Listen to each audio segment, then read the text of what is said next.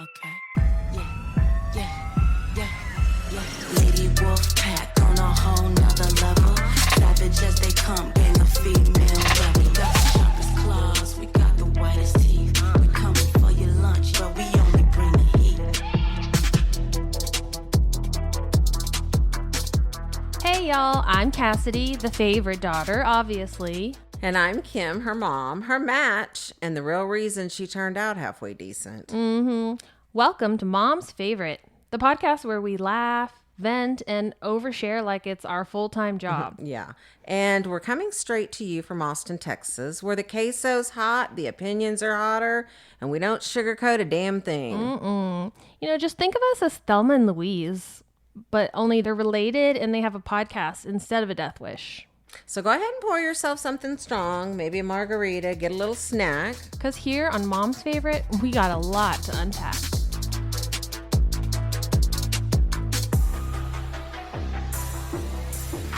Hey guys, welcome back to the podcast. We wanted to wrap up April with an episode to honor Autism Acceptance Month. That's right. So we wanted to spend some time talking about our life with Jake, my 25, actually almost 26-year-old son with autism.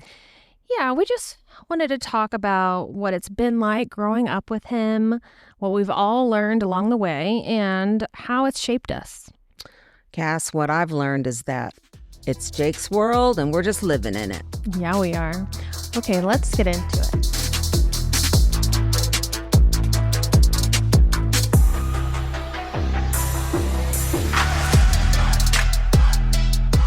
Okay, so autism. Where do I begin? Actually, I want to begin at the name. It used to be called Autism Acceptance.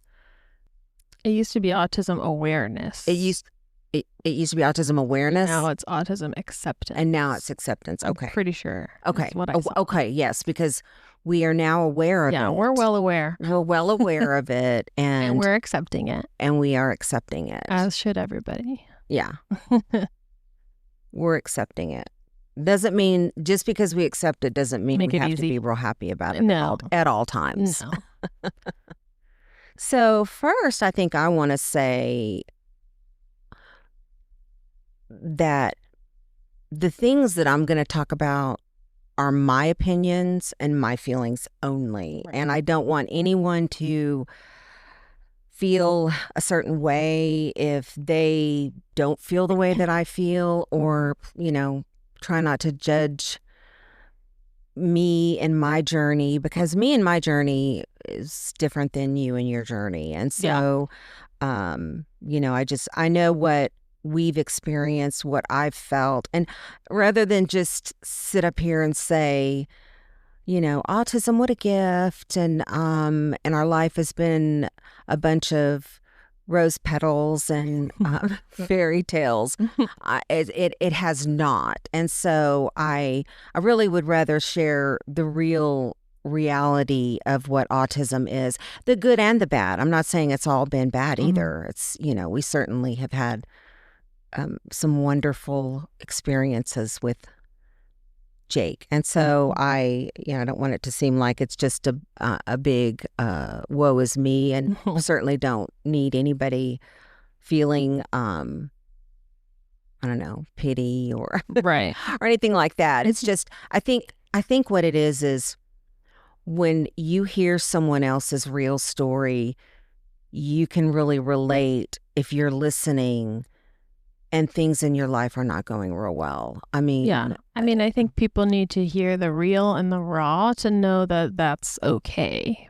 right. Because, you know, anybody who's lived through things knows that it's not all sunshine and rainbows. Yeah.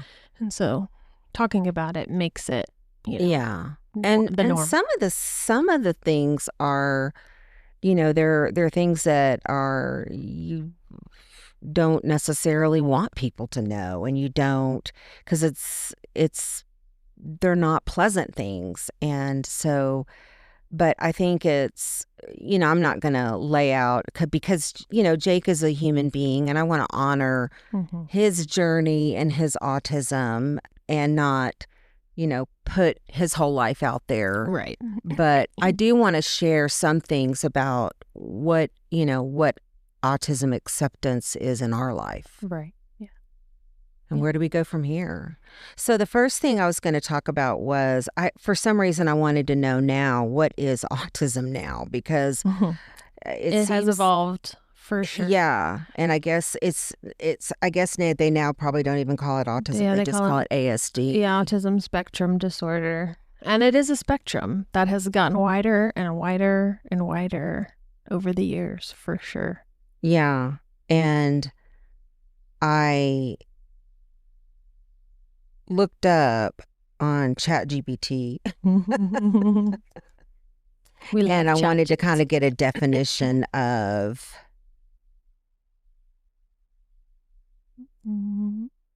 what it was. I got on ChatGPT too. Okay, what did yours say? Because for some reason mine, I can't even now find where it is. It's a neurodevelopmental condition that affects how a person communicates, interacts socially, and processes sensory information. It's called a spectrum because it looks very different from person to person. That's just a little part of it. Right. And they have 3 levels now, which is kind of a new thing. I guess it's a DSM thing. Yeah, I know they've included a lot more like clinical symptoms in the DSM. So they've got level 1, which is requires support, which would be basically, I guess, formerly known as high functioning autism. Right. Or like Asperger's. Mm-hmm. And then level 2 requires substantial support. Mm-hmm. And then level 3 requires very substantial support. Very how descriptive. Specific they are about these descriptions. Super duper support. Yeah. So, yeah, I would assume like level 3 would be nonverbal. Right. And probably needs like 24/7. Yeah. Mm-hmm. Yeah. And maybe even in some cases like more than 1-on-1, like 2-on-1 or something. Yeah. Because some of these people, once they grow up, one of these little adults grow up, they can need more than one person with them at a time. Yeah. So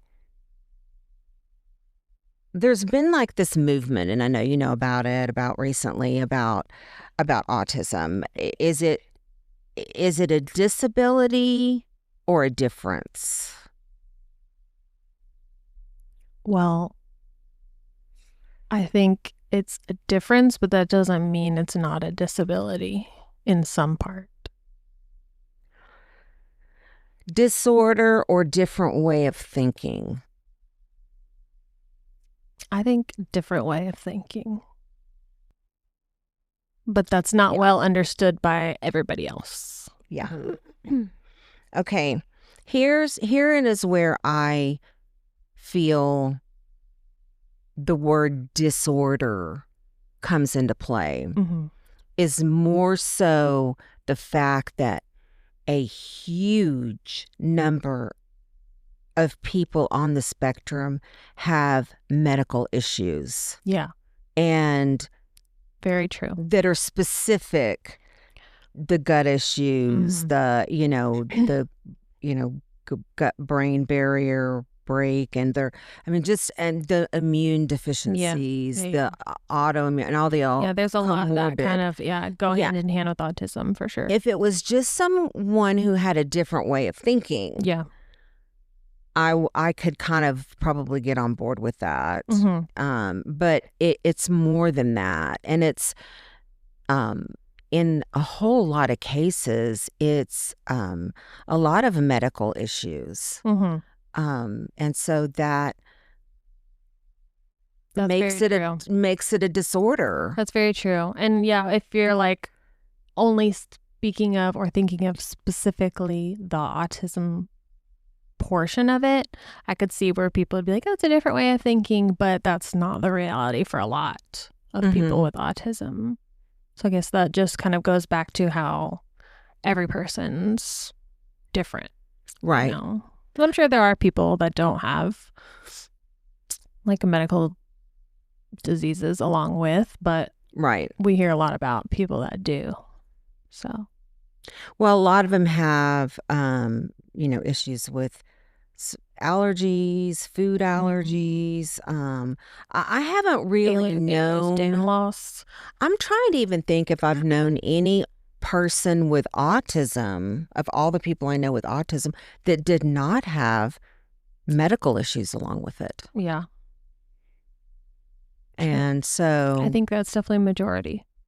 So that, just leads into, what came first. Yeah, it's true. It's like, would they still have these medical issues Right. without the autism? Right. Exactly. And so I wanted to talk a little bit about our specific story about Jake and kind of our journey with, living with autism. I mean, 25 years ago, it wasn't as predominant as it is now. There wasn't that many. As a matter of fact, at that time, and that was in 2000, I had really I didn't know anybody with autism. I didn't know anyone with a child with autism. I had only heard of it through some movie, and it was like all I knew about it had to do with flapping your hands and spinning things. And I didn't know anything about it. Didn't know anything about it. And so when we had Jake was a pretty easy baby. He was pretty, I don't remember him being abnormally cranky. He developed normally. He ate normally. He always ate really good. I remember even still from does. baby, he ate everything you put in front of him.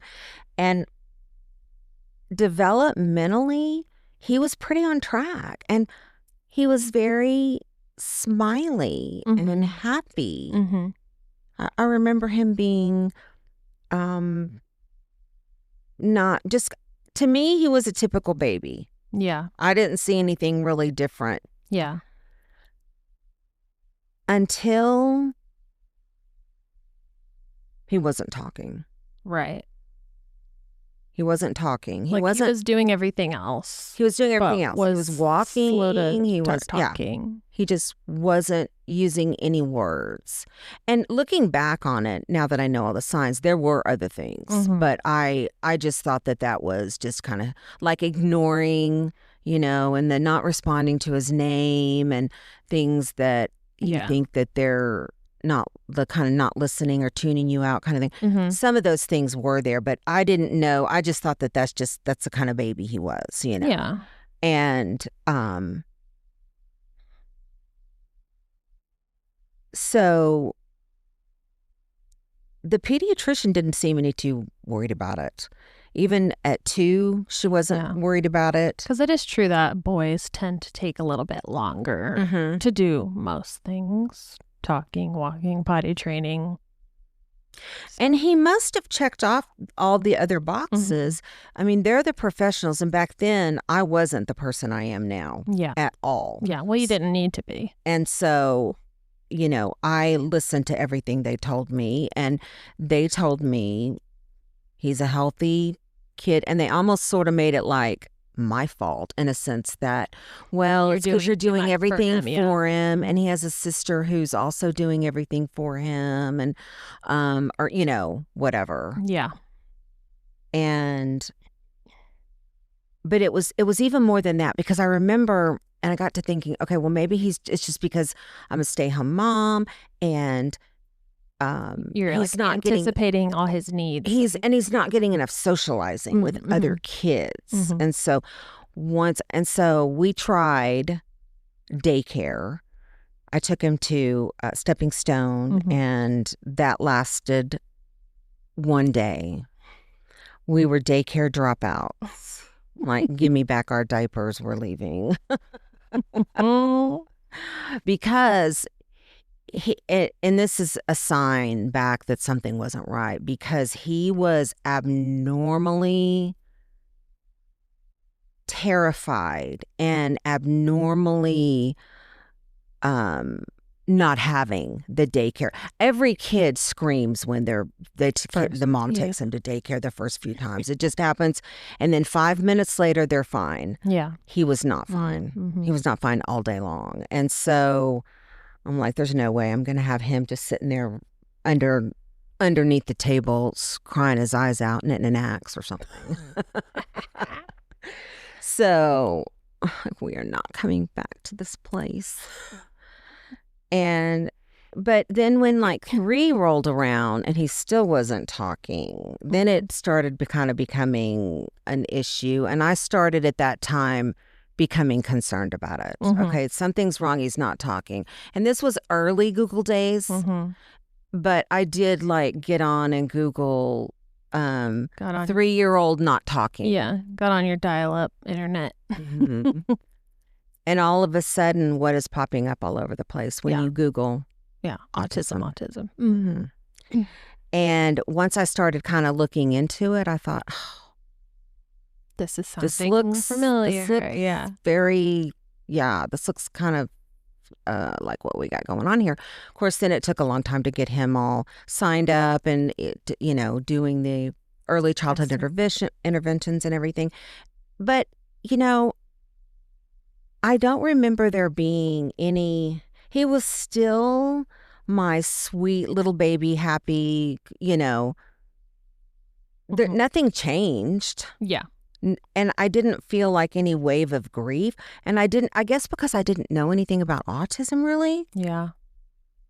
That I didn't know enough to even be scared. Yeah. That's probably a good thing. Or even to feel like any kind of a grief or anything, because I just thought, he just needs some therapies. Yeah.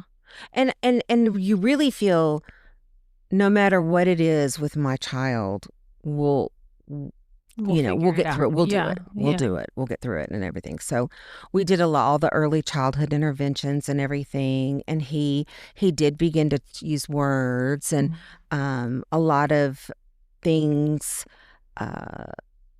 got better once he started in and was able to like go to school and have a little bit more socializing, even though he really wasn't overly social back then. Not like he is now. Now he's really social. I know. But back then he was not social. And but it was really good for him. And he was at Kiker, so he had the best of helpers over there. And the principal over there, Lori Schneider, she really understood disabilities. I think she had like a brother that had a disability. And so she really advocated for kids with disabilities. And back then, you really did have to advocate a lot more than you do now. Now it's like, oh, here it is. And back then it was so much more difficult. And now like, all the teachers have to get training. And I'm sure back then that definitely was not the case. Oh, no, no. And I think that leads me to one of the issues that I feel like we faced is always trying to fit him in, always trying to make him fit in everywhere else. And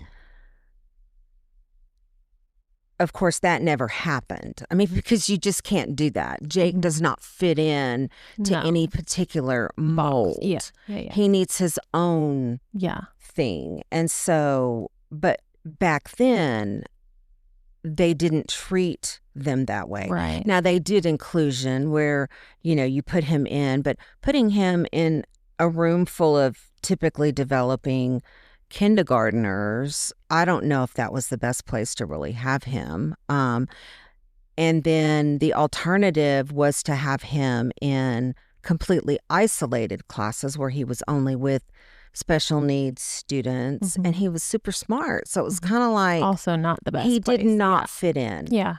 He didn't fit in. And he had, everybody loved him. He was so sweet. And we made such amazing friendships and relationships with the teachers over there even now.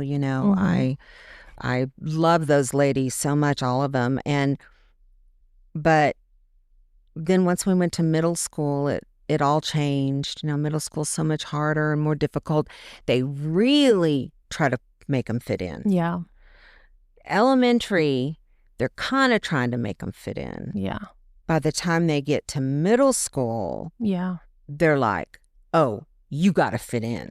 Yeah. And I know that Cannon has informed me that Grayski's the biggest middle school in AISD as far as like student population. And so I know they just have so many kids, and their like concern is these kids are about to go to high school and just knowing what is going to happen then. And so I think that's how they get so like, making them fit in, which doesn't work for a lot of kids. And I think they should not scare the crap out of them by saying, we got to get you ready for high school, and we got to, I mean, they did that with Jake too. And, and it was always like, we've got to get him ready because they're not going to put up with that in high school. Yeah. Well, they have to.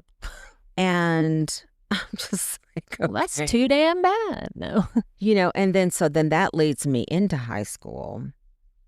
And high school really was kind of the icing on the cake of everything, where there's just no way this just isn't going to work. And of course, then we had Pandas and Pans that all became involved, and then we had all the medical issues with all that. And so,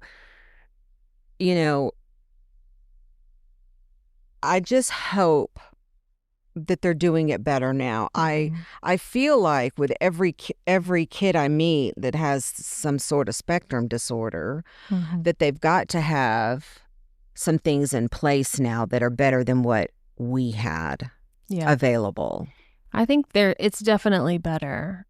I mean, you would expect that with like the growing knowledge of the spectrum and what works, what doesn't, what used to work, now doesn't. Now, like, we know better. And that's the case with like, all kinds of diseases and disorders. And so now that they've pulled out these vouchers and some kids are now opting out. This would have been a dream for me, because had I been able to find a private school that could specialize, then that may have been a game changer for us. I don't know. Yeah.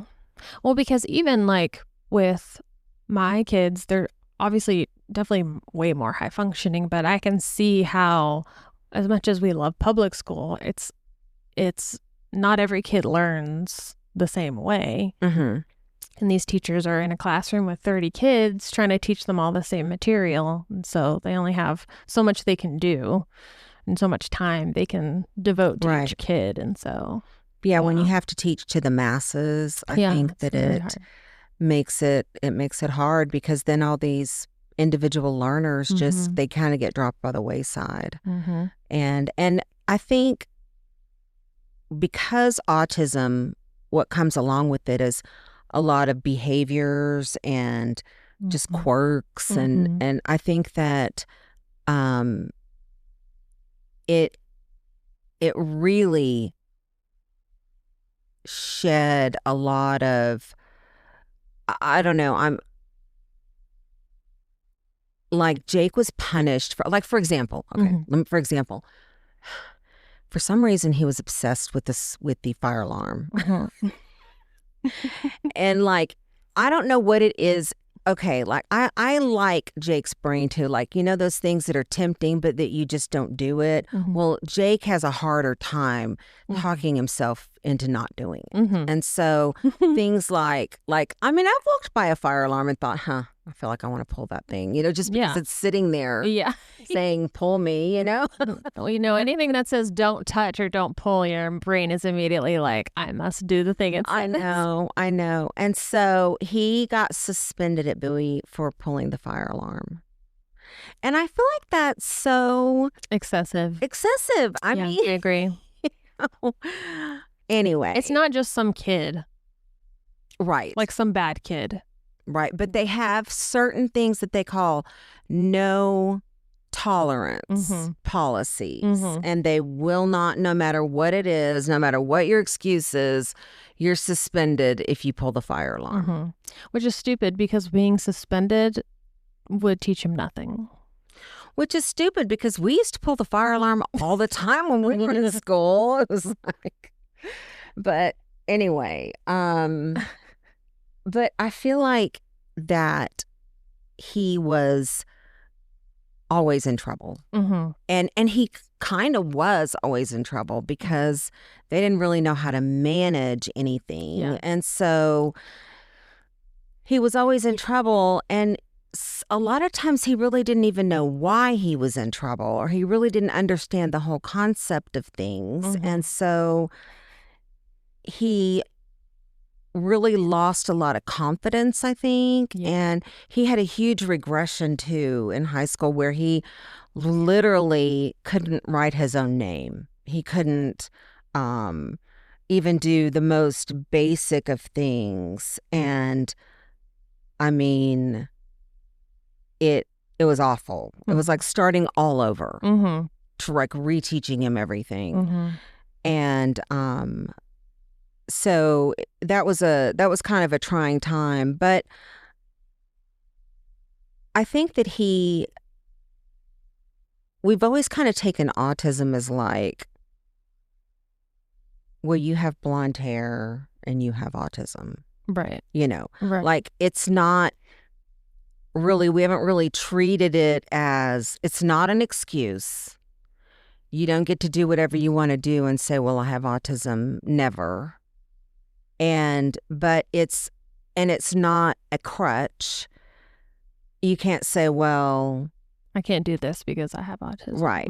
And so it's a real hard line. It's a real hard place to be, but you don't want them to do these maladaptive behaviors, but yet sometimes they just cannot control them. Right. Like it's something that It's impulse control. It's something that has to be considered more so than like you have blonde hair and you have brown hair. Like that's not going to change anything. But yeah, something that you wouldn't want to be a crutch or an excuse. Right. I think something that's, I mean, with Jake and my kids and probably a lot of kids, is you have to like learn how to like interact with them and like their quirks and how they best respond, like what works and what doesn't. And what's hard about school, especially high school, is that they get so many new teachers so frequently. And it's like just when these teachers are starting to like learn these kids and like how to talk to them, that works. And then they move on to the next, and it's like starting all over. And so these new teachers are like, this kid is crazy. What's wrong with this kid? And so like this past year, Cannon got to have the same history teacher as he had in 6th grade, which was really nice because he was like, I had Cannon last year. Like, I know how he is. I understand like why he does what he does. Yes. Which is always really nice, you know, rather than getting an email like, he did this. And then I'm having to like explain like, what? Right. Sometimes. Yeah. Well, I love a teacher who will go out of their way to connect with the kid and learn their way of teaching and know that the bottom line is that I'm just trying to get this kid through this class and maybe he can walk out of here learning something and not hate school and hate all of his teachers. Yeah. And I can remember Larissa and having some issues with Hayden in middle school, and it was all over like really dumb stuff. It was like Hayden habitually would forget his pencil. Like every day. Like she said I would give him like a giant box of those pencils and then lo and behold he'd go into this class and not have a pencil. Yeah. It's the same. The amount of times I've replenished his pencils, I don't know where they go.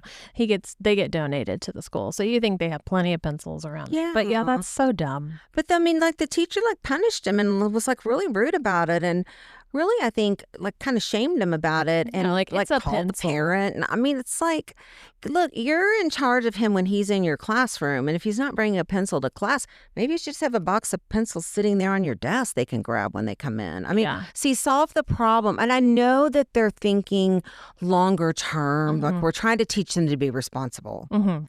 But honestly, some of those kids in middle school, I don't think they're ready to learn to be responsible. Yeah, no, definitely not. Yeah, you definitely have to adapt.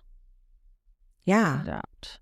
Because I swear, no matter even what consequence it was, he still would not remember to do. And it was like No. pulling teeth. No. But To tie it around his neck. I was about to say, get a lanyard with a pencil holder and wear it around your neck. Yeah, for sure. Yeah, gotta adapt. I know. You're like, So there's kids out there doing drugs. Let's not get a kid in trouble for not bringing a pencil. I know. Okay. I know. And, try to have a little bit of, I don't know, Grace, compassion and understanding that. His brain does not every kid's brain is going to work. So once Jake became was an adult, since he's been an adult, I sent him not long ago after he had a kind of a traumatic experience, and I sent him to speak with this counselor, and the first thing she said to me is that Jake has a lot of shame. And Cassidy, that cut me to the core. Yeah. Because I don't know why I didn't think of that. Yeah. Because that's not something he's ever made obvious. Yeah. I mean, I hear him talking about regret. Mm-hmm. Like after he's done something. Yeah. But I don't ever did not realize how he was holding on to that stuff. Yeah. And how he started saying things to me like, I don't want to be autism anymore. I just want to be ADHD. Mm-hmm. Or I just want to be dyslexic. Or, he doesn't want that disability. Mm-hmm. Because he knows that that is the disability that causes his brain to not think things through clearly sometimes. Mm-hmm. And so, yeah, and he knows the difference, and he doesn't like it a lot of times. Mm-hmm. He goes through phases of it too. Yeah. He's very cyclical, up and down. Mm-hmm. But I don't know. I think people with autism are just so funny. Like because he has no filter. Yeah, no, they're true. They are truthful to a fault. Oh, totally. Totally. I mean, remember that time I was singing that song, I'm so fancy. And then he said, no, you're not. No, you're not. No, you're not. And also, stop singing. You're not. He's so literal and so doesn't understand the non-literal. Mm-hmm. And he has a sense of humor about him. He always has. Even from being a young kid, he always had a sense of humor. But he doesn't sometimes know how to use it in the right place in the right time, maybe, right. or I don't appropriate setting. Yeah. But the thing about him too is what I love about him is he really honestly does not have a mean bone in his body. Mm-hmm. He doesn't have. Now he gets mad. Mm-hmm. He'll get mad about stuff, and then Katie bar the door, but he doesn't, he loves everybody. Yeah. And he doesn't think that there's anything bad in the world. Yeah. Or I was going to say that. He doesn't think that there's bad people who would do bad things. Right. In the world. Right. Except Hitler. Yeah. Or, historical. He knows about historical villains. Yeah, he loves and those. He's kind of obsessed a bit with historical villains, but and he loves him some presidents. Loved him some presidents. He's not political. He's no political affiliation. He's a history buff. He likes all of them. He's an equal opportunity presidential lover, but he just likes I think he likes the character of them. you know, president, vice president. I bet, honestly, if he sat down with us, he could probably tell us all of the presidents. Oh, I don't doubt it for a second.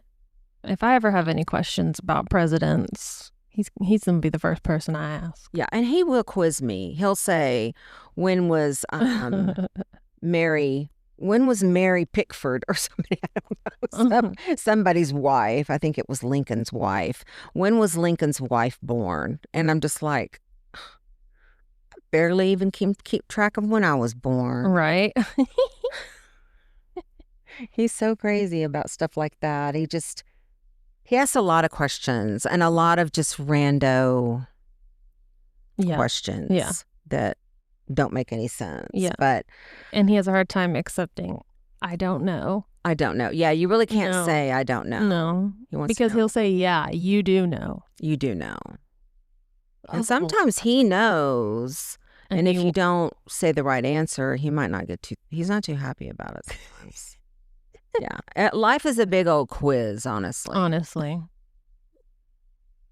But so one of the things that Shelley and I learned early on with our sons is that it was really important to create a network and get a village of people together that can help your family with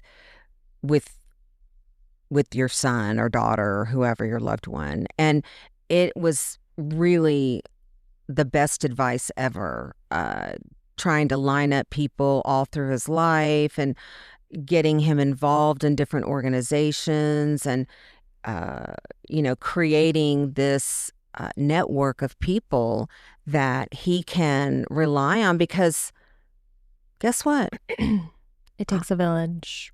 And I'm not going to be here forever. And just to have that much more knowledge of like resources and stuff that works, stuff that doesn't work. Someone's like, oh, we tried this. Right. And this happened, or. Right. Yeah.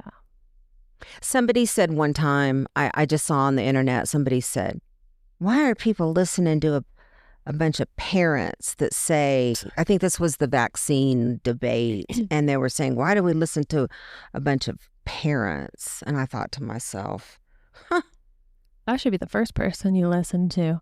If I want to know something about something, anything, I'm going to go to the people that live it. Yeah, day to day. Numero uno.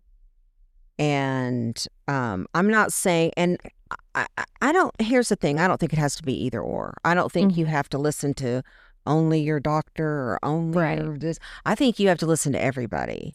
Yes. And then you need to use your own brain. What a concept. I know. Use your own sense. And if it doesn't make sense. Yeah, because only you know your child. Yeah. So. Yeah. You know your situation. And there's I think with the internet, I love the fact that you can just go find out, ooh, how old is Dolly Parton? And you can just go look at it.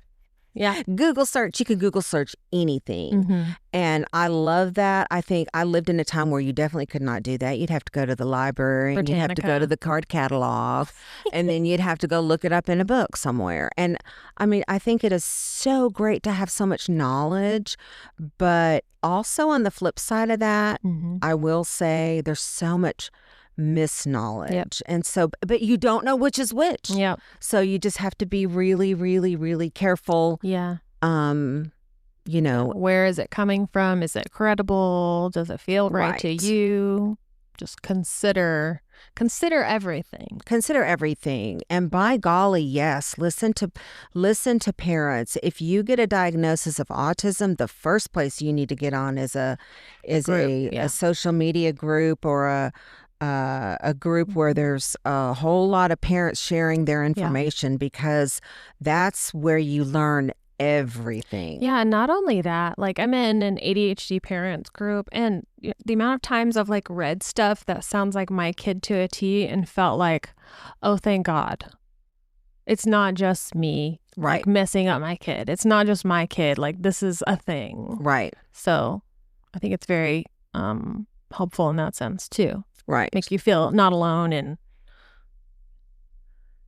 For sure. So, I mean, you definitely have to do that. Get on and get with your people. That's what we did. We just created our little family of special needs people, and nobody gets you like your special needs friends. They get it. They know. They don't judge you.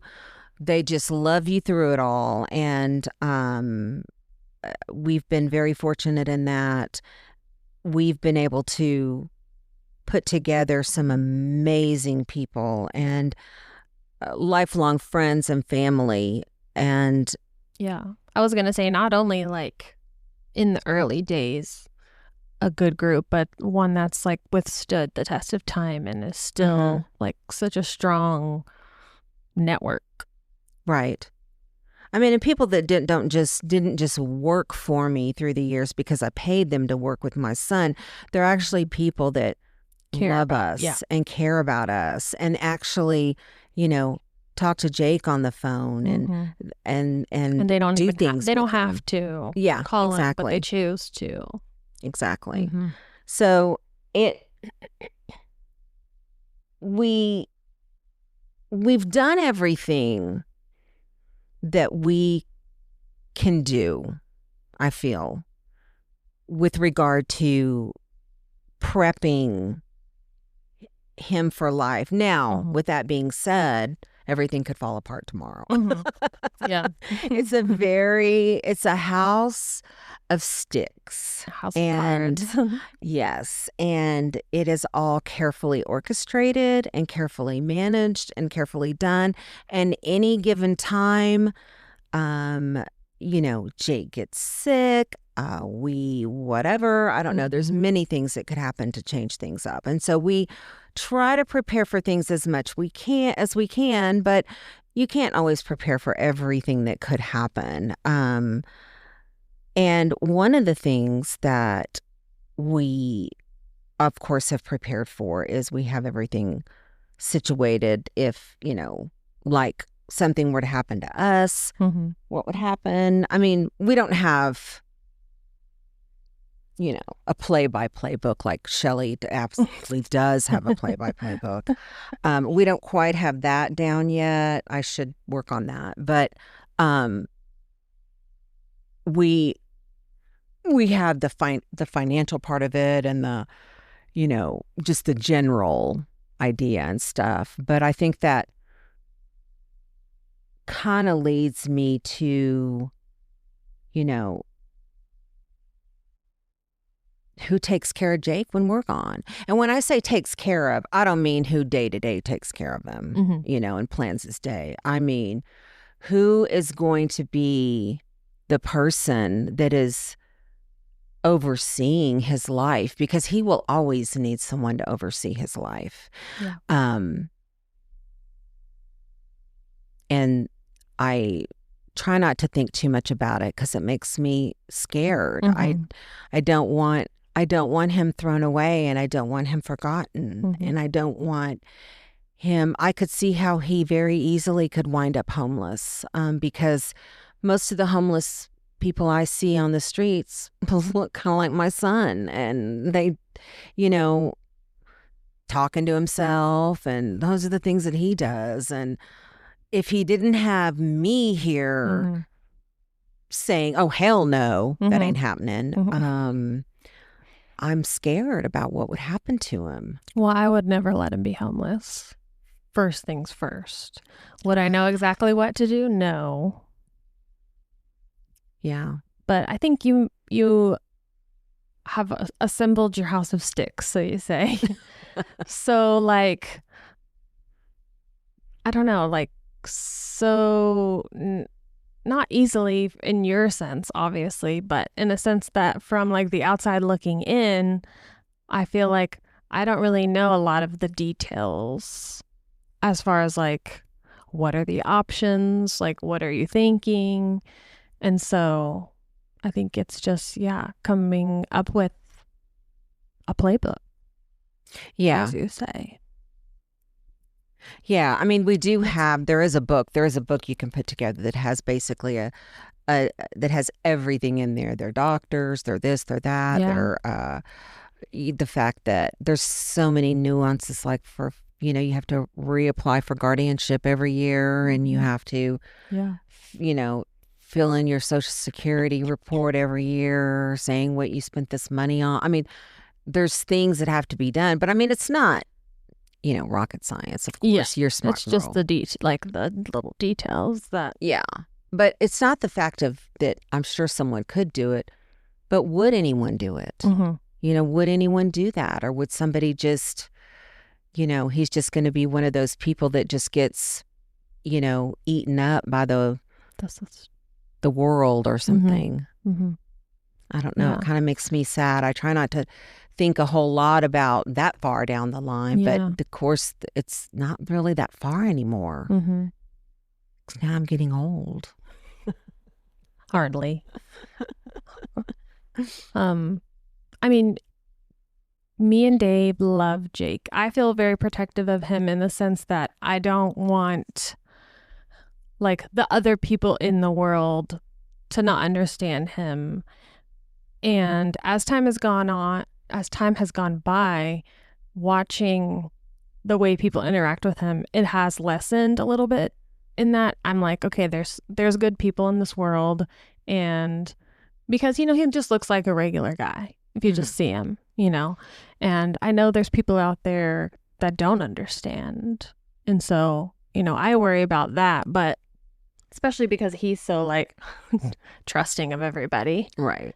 And it's hard to say like what the future will look like, like what will be going on in my life, what will be going on in Jake's life, what will he need at that point. And so, I mean, I am going to protect him and do whatever I need to do for him. And so is Dave. And I know that he has so many people that love him. And so I think it might take a group effort, but absolutely, and that's why as it doesn't currently. And that's why I don't want it on like your shoulders. I mean, never from the time when I had Jake. This is just what I feel, but you can correct me. I put really very little of him on you through the years. Like, I really didn't. I mean, I'm not saying I never asked you to watch him, but I really didn't ask you very often. I really did not, because you really didn't want to. You were just on to yourself. And so you didn't want to be strapped. Well, I was with like 14. Yeah, you were like, I'm like, we're at the mall. You're like, I don't want to push that carriage. And then they're going to think it's my kid.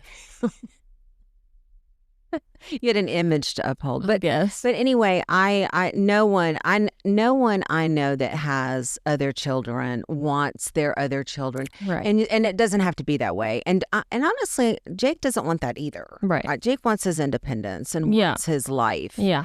There needs to be somebody, maybe even more than one person at the helm. Yeah. And someone it needs to be someone with sense, which, cuts about half the people off the list. But right. And I was hoping that the boys would, kind of grow up a little bit, and as they grow up, they would kind of develop. It's hard to develop a relationship with Jake a lot of times because he can be a little butthead sometimes. Yeah. But I feel like Cannon gets Jake more than Shepard does. Definitely. They have a little bond, I think. Yeah. And they're just similar in the fact that like they're not about socializing. Well, I mean, Jake loves to socialize, but they'll just be happy enough to like sit next to each other and laugh about the same inappropriate thing. Right. Like Hitler. Like Hitler. Like, just, okay. Yeah. Okay.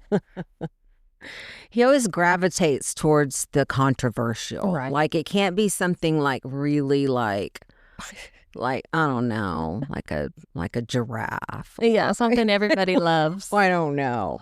It's got to be something just really obscurely inappropriate. So anyway, yeah, I am so fortunate because I do have you in the sense that I know that you think like I do Yeah. in a lot of ways, not always, but in a lot of ways you think the way that I do. And I know that in the grand scheme of things, whatever you have to do, and Dave too, y'all are gonna make sure that he's gonna be okay. Yeah. So, but yeah, autism has been, a lot of times we make jokes about it and we say autism, the little songs about it. Yeah. Well, I mean, if you don't laugh, you'll cry. So Yeah. Yeah, for sure. And I am going to still do, I want to do my Pandas and Pans episode because I want to go into talking about the other battle that we fight with him, which is Lyme disease. Yeah. And I think that's like a huge, it is a huge thing. Huge thing. It's a huge thing. And but I really want to talk about it because I'm hoping that maybe some other people can, because I'm new to the Lyme and the coconut. Coconut. I'm new to the Lyme world. I mean, I'm not new to it, but I've been putting off learning anything about it because I've had to delve so much into the other stuff. Yeah. And it's complicated. Yeah, for sure. So, anyway, we love our autism community. I love so many of these kids. They're adults now. They're all friends of Jake's, friends of ours, friends of friends. So many people we know are on the spectrum. And I love them so much. I know that a lot of them that we know do have a lot of struggles, and I don't want to change anybody, but I just want life to be so much easier for them. Yeah. That's So my much hope. easier. That's my hope too. So, I mean, it should be easier for all of us, and life should be about fun and, being, not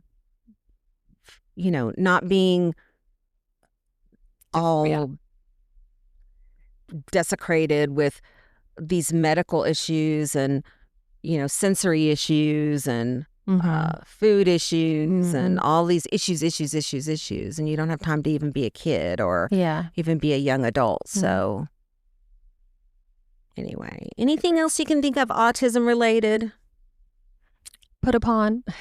Remember when Jake called autism put upon? He did. Oh my gosh. Just those little Jakeisms. Put upon. And I asked, one time I asked my therapist, Kathy, I said, do you think like that I'm on the spectrum? Because, the more I read about it, the more I'm like, I think everybody is a little bit. And she said no. But I mean, really a lot of those things could be. Even me, like, I'm like, I definitely have sensory processing disorder. And you definitely have had the food part. I think that's part of the sensory that might have been part of it, yeah. Because even like, I don't know, maybe it's like it gets worse like with hormone changes. I mean, I know it does. That's probably why so many women like don't get diagnosed with things until they're like pregnant or perimenopausal. But yeah. even like when I take a shower, like the feeling of wet hair on my back, like the fastest I can get my hair off my back, Dave laughs at me. And I know. The thing I hate is I hate lotion on my hands. Like if I want my hands to be lotion, but then I have to wash it off immediately because I don't like that feeling of like oily, greasy anything. I know it's crazy, right? All those little things, and you all of a sudden you figure out, oh my God, that's a disorder. I know. And even still, I've never liked loud noises. Oh, I know. I do have very sensitive hearing. I know. You So. did, and you used to put your hands over your ears. I still do. That's scary movies. Dave laughs at me. So I'm like, I have to prepare for when it's going to be loud. Okay. Well, I just want to say that we do have friends too that have loved ones, family members, their kids with profound autism. And profound autism is just a whole nother beast. It's very, very difficult life. And I know a lot of families that live in it, and God bless them. We're hopefully there are some things that actually can help with some of the things that I have friends that go through with their kids are self-injurious or just have some severe behaviors and where they're harming themselves or harming other people, and it's just so stressful and so hard for them. So not all autism is all just quirks, just quirky kid, and or not all of them have some secret gift or savant or whatever. Yeah. Although Jake used to have some pretty good savant skills, but I don't see him doing a lot of that stuff anymore. Like, remember when we would go down to the coast and he would draw the entire Circle C subdivision in the sand and every street, and then would even like try to write the addresses of all of the. Oh my God, it was so crazy. I know. He has always been very good directionally. Right. As we're like, he'll never get lost. No, he won't. He'll never get lost. Not in Circle C anyway. Nope. No. All right. Well, happy Autism Acceptance. Because we're aware. Because we're all aware of it. Now we're moving on to acceptance. And now we accept it. And we love everybody. Yes, we do. And tune in next week because we're going to do a little special episode about George Strait. I can't wait. Woohoo. Yes, my mom's favorite, so. Okay.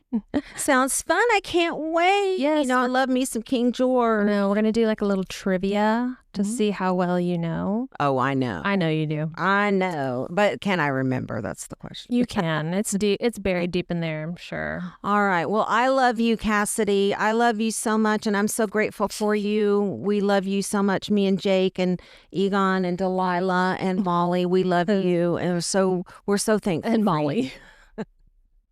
Molly don't care. Well, I love all of you guys too. My little family. All right. Well, and we love our podcast family. And we love our podcast family. Oh, yeah. Oh, yeah. We really love y'all. Thank y'all so much for listening in with us and through the ramblings of today, because it was kind of a hard one for me because I really didn't even know if I was going to even talk about autism, but I got a little bug in my ear and I decided that maybe we should talk about it. And so anyway, until next time. Thank you so much, and over and out, MFers. Bye. Bye.